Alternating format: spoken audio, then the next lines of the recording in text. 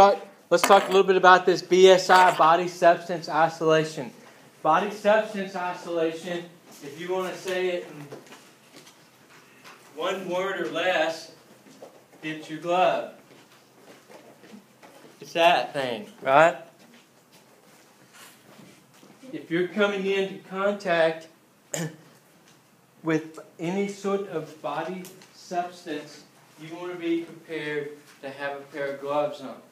The rule of thumb in the hospital is if the provider has a glove on, you have gloves on. You're absolutely useless in the exam room or anything else. If they're working with a patient and they turn around and they need help and they look at your hands and you don't have gloves on, you can't help them. They want to expose you to like that. So if they have gloves on, you put gloves on. They have gloves in each room, though? Yeah. They have all sizes, all gloves in each room. Years ago, they had this big problem with latex allergies. Now everything's no latex, you know. So make sure, this is very important. All body fluids are infectious. You've got to get that set in your mind. My mindset is that every one of you guys have AIDS.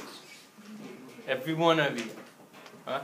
So if you're bleeding out, I don't have gloves on, all I look is your AIDS-filled blood. I'm not touching it. Right? What about over here at the sink? Yeah, the sink.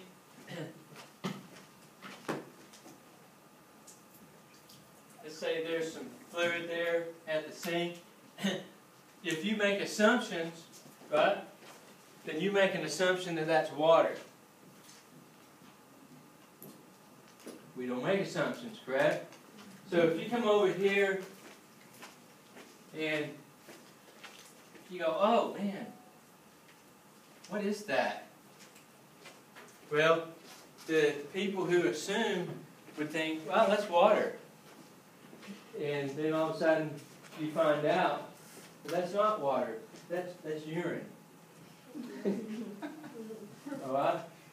The little urine field, someone spilled a urine thing on the cabinet. Now you have urine all over your hands. Everything. So if I was to do that, if I was to touch that with my bare hands, the first thing I would do is wash my hands. I'm not assuming that's water. I'm going to wash my hands. I'm like, wash my hands, right? No, urine. You're used to the urine that's in the bathroom with the boys, and that's urine is super concentrated because people don't drink enough water. Urine is supposed to be clear. It should look like water. I don't know, it doesn't have like a certain smell. Concentrated urine does. I mean, it still smells, but it's concentrated urine smells even worse. But you want to make sure that you protect yourself, body substance isolation. You have the gloves, you have the mask, you have face goggles. Essentially, we'll break all that out, and you'll see it on the video later.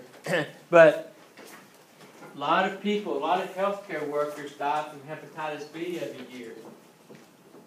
AIDS is not necessarily the biggest problem. Hepatitis B is, because hepatitis B will live outside the body much longer than AIDS.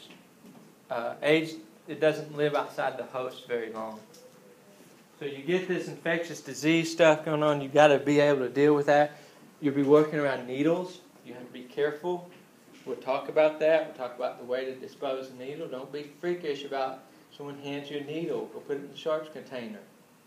Right? That's nothing to be overly concerned about. You want to be aware that there's a needle out there, right? So when we look at this, we look at things that cause infection. We all know what a virus is, correct? Or we should. Everybody in the world's had a virus, more than likely. So you've had the flu or a cold or something. What's the difference between a viral infection and a bacterial infection? Viruses can be killed because they're not living.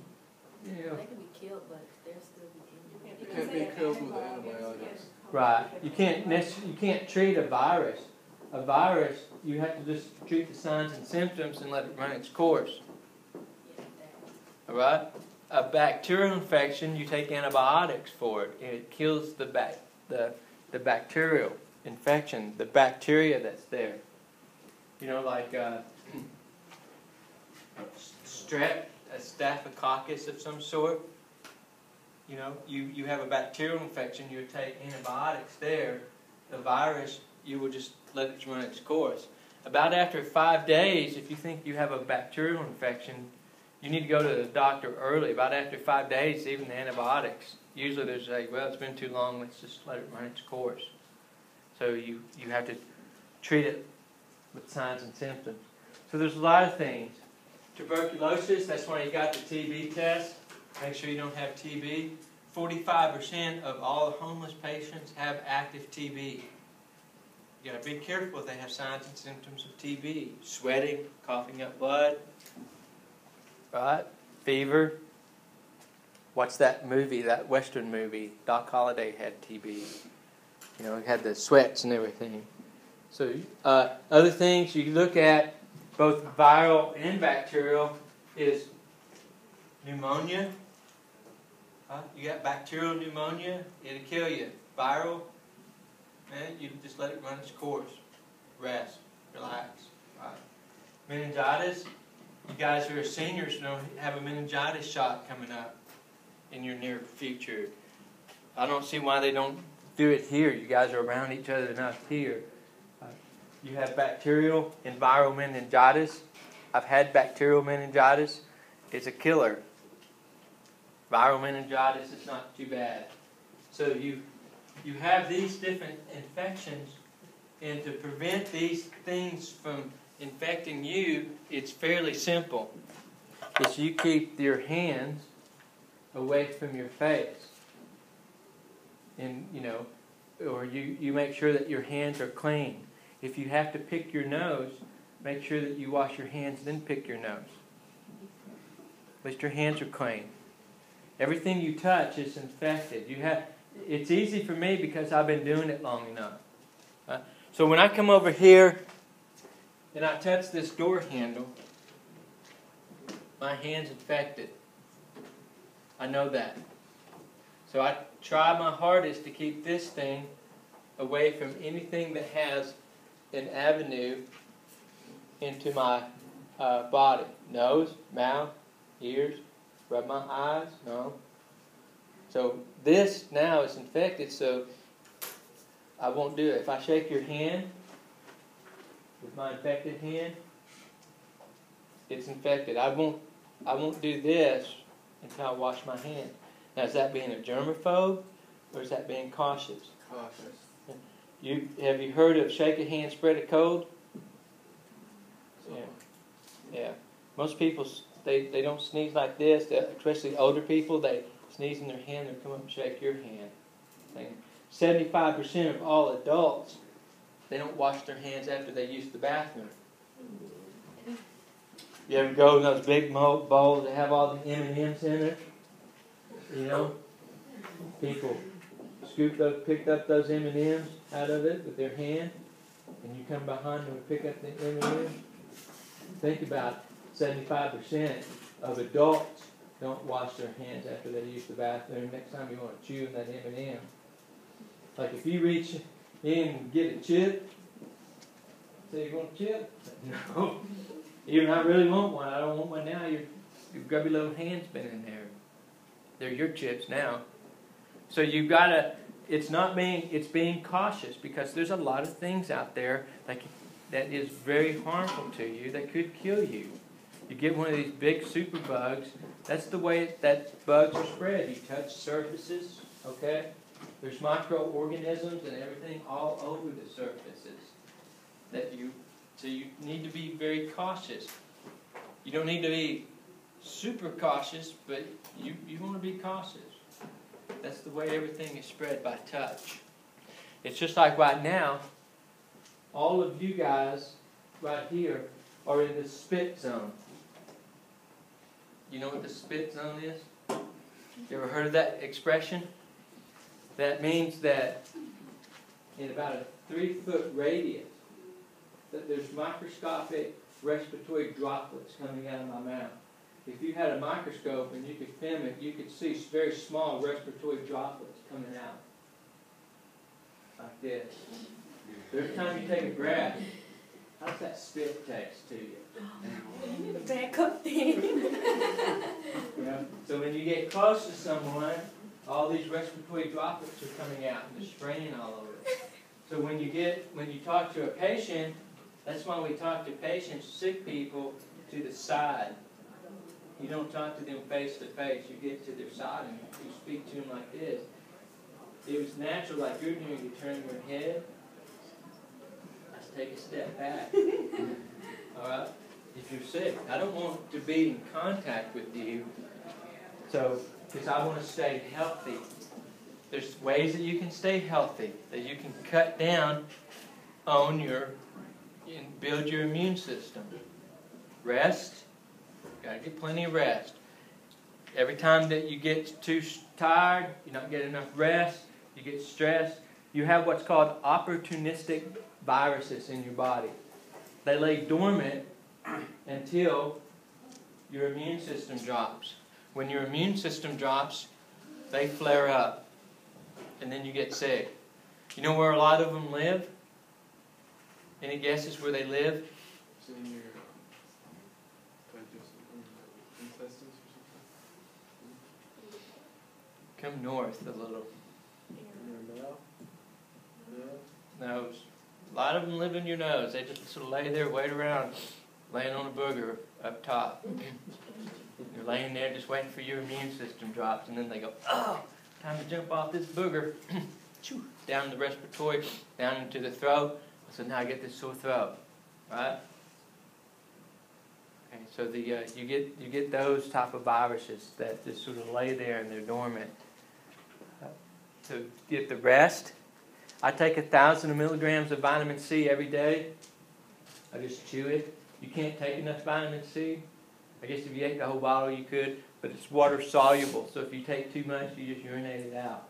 It's not fat soluble. It doesn't store in the fat, so it's water soluble. So you can take vitamin C. It's not I got a cold, I'm going to take vitamin C. You take vitamin C every day and you build up that.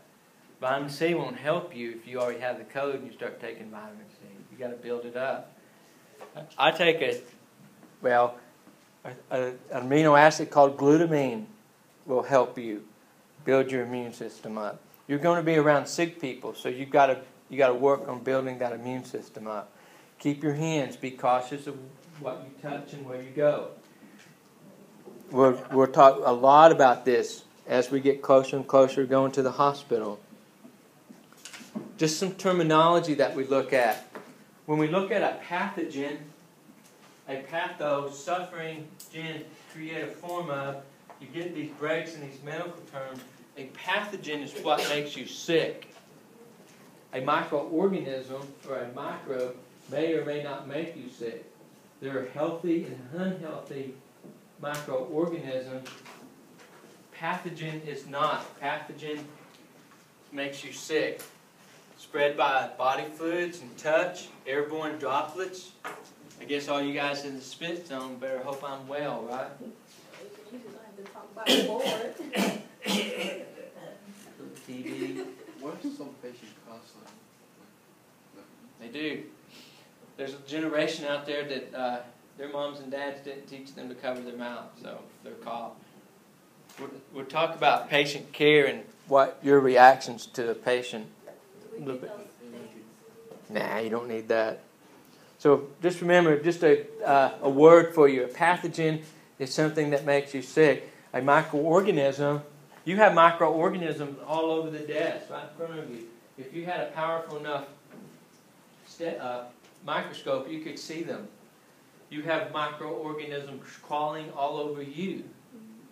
You have millions of microorganisms crawling all over you. You know, so have you ever felt like something bit you and you look down and there's nothing there? You go, and it bite you again? Because now you go, ah! You knocked them on the floor. Follicle mites. Dust mites, you heard of dust mites? Yeah. Follicle mites. Follicle means what? Hair. You have millions of follicle mites in your eyebrows and eyelashes. Millions of them. They look like ticks if you put them under a huge microscope. So they sit there and they chew on your dead skin and stuff. You wash your face, they come back. You just can't wash them. Wash off. You bend, lean over somebody and you go, here, take a few 100,000 of mine.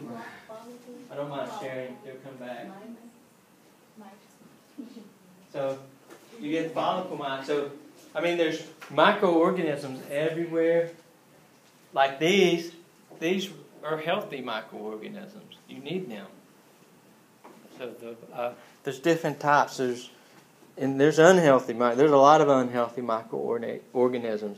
There's unhealthy ones that you eat that, and you're going to die. They kill you. They kill you quick. And just a little micro means you can't see it. Just this invisible organism that you can't see. Yeah. So what we do, another word for BS, it's not another word for BSI, but PPE or personal protective equipment, it just expands that out a little bit. You have gloves and the face shields. You have HEPA masks that are fitted to you. You guys won't have this. We may wear the mask. Eye protection, and then gowns. It depends on what the situation is. If the provider that you're going with is in the gown and gloves and mask, what should you be in? Same thing. There's patients there that are in isolation. They have something. They're isolated. You gown up before you go in, and at the door, in the area, you degown before you come out. So you don't contaminate what's outside. A lot of times they'll say, "Oh, you don't need to go in here." Yeah, and don't feel bad. They tell you that. Don't go. You don't need to go in there. Don't put yourself at that risk, unless something's just really cool in there. I mean, but most of the time they say, "No, don't come in here. We don't want you to have to go through this. We don't want you to get contaminated." So heed their warning. But if they have a gown on, then you should probably put one on as well, gloves and masks. And again, we'll watch that in the video. Hand washing is the best thing that you can do. Stay healthy. To keep these off, wash your hands. You will wash your hands a lot in the hospital, or you should. If you don't wash your hands, they have the foam gel.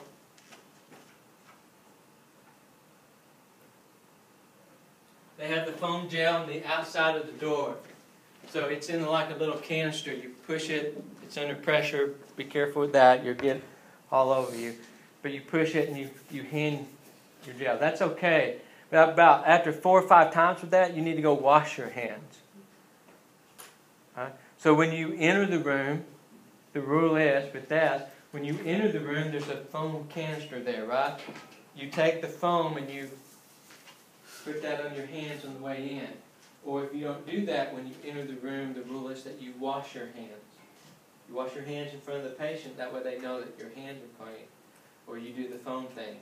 When you leave the room, the same thing. You foam up when you leave. There's nurses, infection control nurses, that walk around. They're looking for mainly their employees not doing that. That's a violation. The employees will get in trouble about that. You will get a friendly reminder that you need to do that.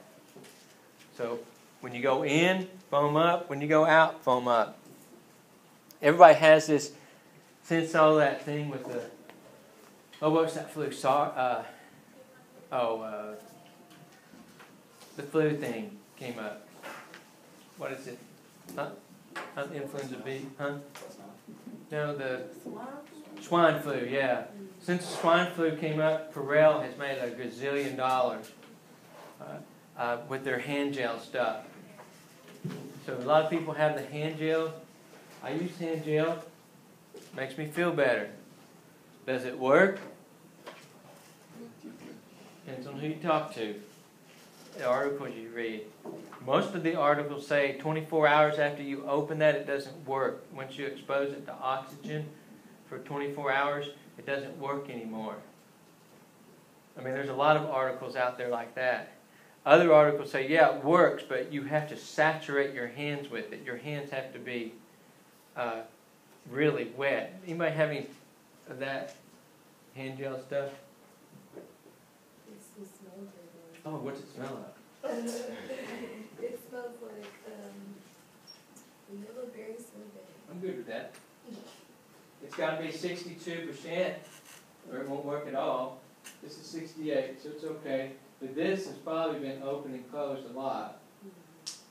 And if you believe that 24-hour thing, then it's not any good. But the other articles say when you put, you mind? The other articles say when you use this, cut, Nick, good way to find your cuts on your hands. That you do this. Can you see how they're still wet, right? I put enough hand gel on there where they're wet. And the article says now let them dry. Like that, in order for this to work. Now what do most people do? They put a little dab on it because it's sort of expensive. They rub it in until it dries. Smell good. In that, right? So now it's dry on my hand, so it should work. It just depends on what research. When you start talking about medical research, you've got to read a lot of research. We'll speak of that later. This stuff here is like industrial strength. This is hospital strength. I got one for over there by the sink. I'll put that later. This will, that's just alcohol. It moves the germs around, gets them out of your face. This peels off the epidermis on your hand. Same way, you rub it on, you rub it in between your fingers, and you let it dry. Don't put out, it's not for water. It looks like soap, but it's not. What, huh? I say it does. Yeah. It smells good too. Ooh. No, it don't. It's all mixed in with that other stuff. So you I'm put like a doctor, like. hospital, Yeah. right? Yeah. Get the connection there. Hospital, doctor, hand there. There you go. You're trying to put things together. So so keeping your hands clean is very important. Now I can touch other things, right? Because man, I put enough of that smell good hand stuff on. Do this the rest of the day. Now I put some that really works on there. That's not alcohol in there. That's something else that kills germs. So when we talk about infection control in your schedule, we'll talk more about these type of things here. Those are good. Your hands are going to get very dry, washing them all the time. You got to be careful with the lotions because the lotions break down the integrity of the glove. Questions? Everybody good? With the lotion, you know, when we wash our hands, you shouldn't like put on lotion like right after. Nah, you won't wait. Yeah, your hands get all dry and cracky, so you gotta watch that. I use a lot of hand lotion. Careful. Everybody knows you can't be alive today with your age and not know about HIV, right? AIDS, you can't be. It's common knowledge now. So it's a killer. I personally think it's been out for a very, very long time, and we just didn't know what to call it when it was killing people before. That's the way most diseases are. They just don't know what it is. It's killing all these people, and now you tag it with a name. Seizures were the same way. People have seizures, and they didn't know what it was. So what do they call it? Fit? He's having fits. He's having a seizure. He's crazy. Look at him. He's possessed. No, he's having a seizure. But they didn't know what a seizure was. So it doesn't live long outside the body. You shouldn't be overly concerned about, hyper concerned about any of this stuff. All right? As long as you're doing your part and you're having the proper protection. You're conscious of the fact that you need to keep your hands clean and keep them away from your face. Any of you guys chew your fingernails? Yeah, don't chew your fingernails. Scrape. When you go to the lab, you guys probably have better microscopes. When you scrape the inside of your fingernail, put it on a lab thing and look at it. You won't chew your fingernails again. Mm-mm. Plus all these microorganisms hide up underneath there and everything. They get up in there. They're bugs, right? So they want to tuck away. They hide up in the fingernails. They hide in the rings and everything else we wear. We want to, very nasty to chew your fingernails. Do you know, did y'all see the 60-minute special on the grocery carts? In like Walmart, pushing the grocery cart? What's on the handle? What did they find mostly on the handle? Huh? Closer to feces. Yeah, they found poo. A lot of it. Where did they find more poo than on the handle? Inside the basket. When they swabbed the inside of the basket, they found more poo on the inside than on the handle. That made me want to carry my stuff. Why poo inside the basket?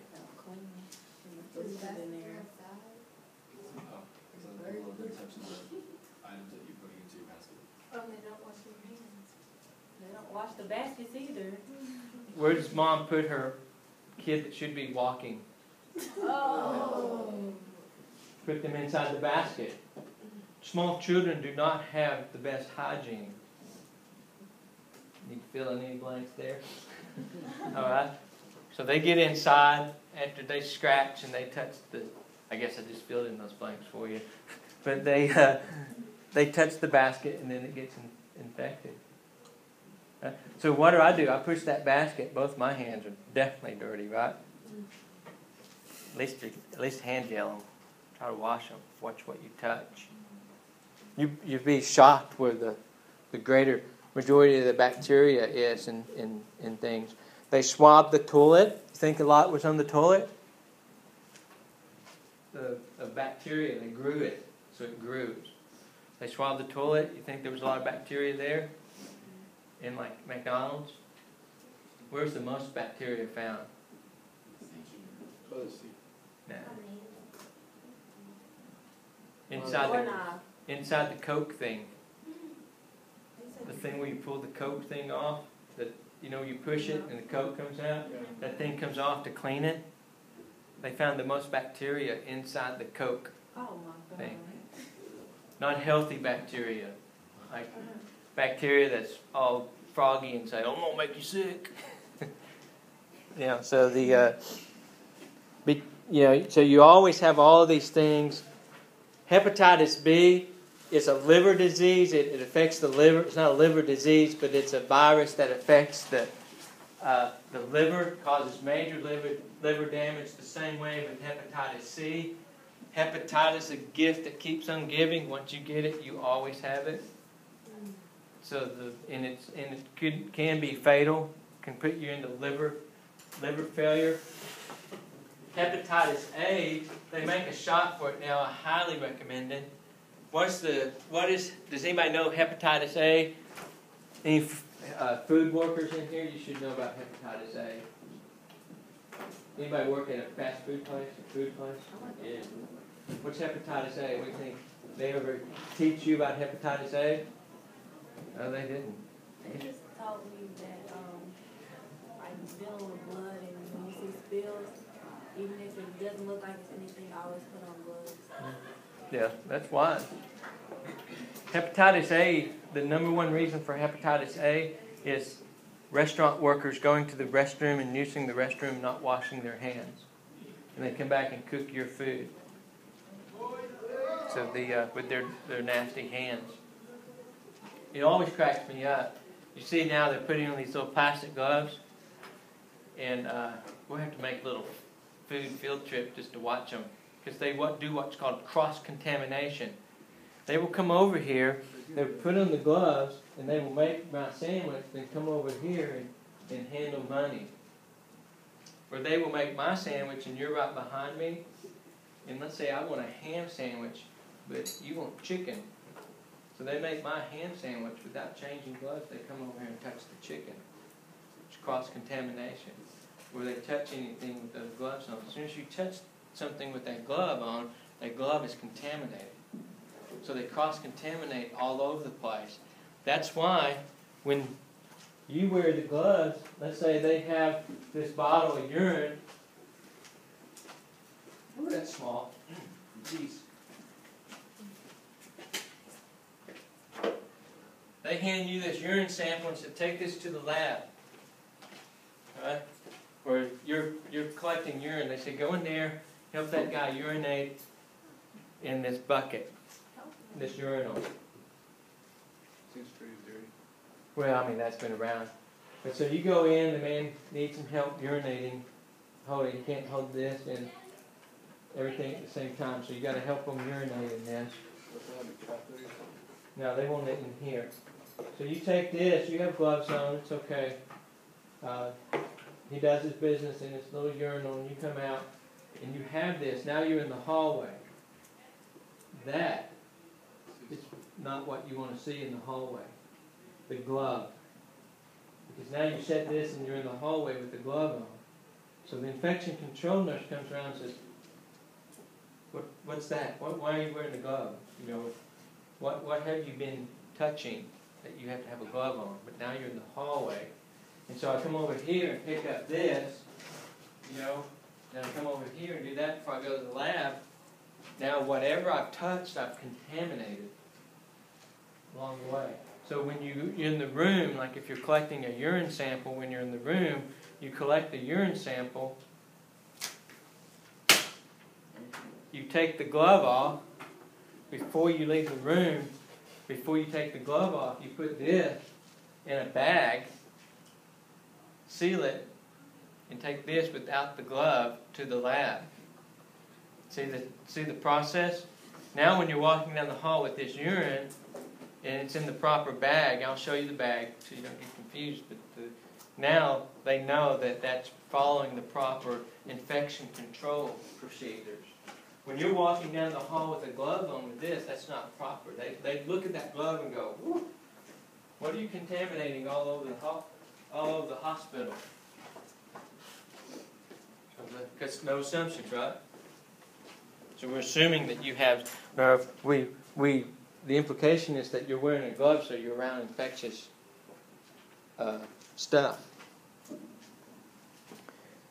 be careful. I recommend that hepatitis A shot for you guys. Help out. TB, it's an ongoing thing. It's increasing. It was almost gone, and then it came back up. It was dormant for a while. And then, like I say, 45% of all the homeless people have active TB. So you've got to be most cautious with that. Know the signs and symptoms, the cough, the fever. Always wear a mask around someone if you suspect that they have TB. The nurse will help you out, or the doctors will help you out there. You come in, they have a mask on. They don't look at you like you need a mask. And they won't be long about it. A lot of times they're very short with you because they're trying to get information to you quickly. Like, stop. Don't come in here. They're not being rude. You just don't have what you need. So you need to, you don't have a mask on or something. So you don't have what you need on to come in the room. So stop before you get contaminated. Right? A lot of the niceties go out the window. They don't like to go, "Oh, please don't come in here. Blah, blah, blah." They're just going to say, "Stop, don't come in here." Because they're busy. They got work to do. So you stop, you don't come in. It's pretty easy. Just don't get your feelings hurt. Don't wear your feelings on your sleeve. So meningitis, inflammation of the lining of the brain and the spinal cord. It's actually two spinal meningitis. And then the lining of the brain is called cephalitis. I've had them both. It was bad, but it's life-threatening. There's a lot of different varieties there. Meningitis is a respiratory, spread respiratory. It's like TB. TB is spread through respiratory droplets. Meningitis is spread through respiratory droplets. So you would note the signs of meningitis. The prominent one is a high fever and a stiff neck. People who have meningitis can't do this. They can't touch their chin to their chest. And they have a spike, a high fever. So you want to be cautious around this.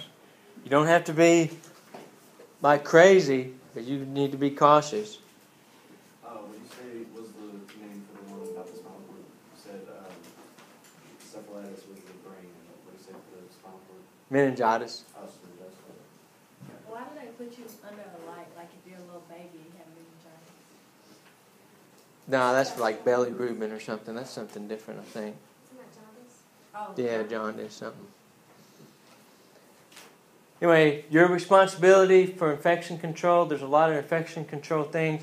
We still have another class on it. So we'll learn more about the different infection control, the PPE, the BSI, as we go along later. We want to make sure that we'll talk about if you get an exposure later. We won't talk about that now. But if you get exposed, you get blood splashed in your eyes, or you get vomit in your eyes or mouth or something like that. It's very rare, but it's a possibility. I had a first responder coming back with me this summer. The patient, won't go into all the details, but the patient woke up very suddenly from an overdose and threw up, and she threw up. The first responder's right at her mouth helping me do something, and I was looking in her mouth, and then I saw the vomit come up, so I went back like that, and I had a big old chunk, it looked like oatmeal, stuck to my arm. I'm like, great. I looked at the first responder, and he was sprayed. Head, all over his torso, his face was sprayed with vomit. She vomited so forcefully it hit the roof in the back of the ambulance. I got pictures, I'll show you later. Yeah. So you want to, if you get an exposure, we'll talk about that. That's one of the things that I've got to know about right away. The other thing is just to make sure that you are safe in the hospital. If you feel unsafe about going into a room, you're impaired for a reason primarily, but if you get your spidey senses start flaring up, and you think, I don't think this is very safe, then don't go in there. Be careful. We'll talk a lot about your safety, scene safety, make sure that you're safe before you go in. Because especially in the emergency room, there's a lot of violent patients that come in the emergency room, a lot of overdoses. They can be a little guy, a little person. They're ramped up on dope. They're very, very strong. So you want to make sure that you are safe. And we'll probably talk about that more than you want to. But I just want to make sure that you guys continue to have a safe environment. Any questions on BSI? Everybody good? Good? All right.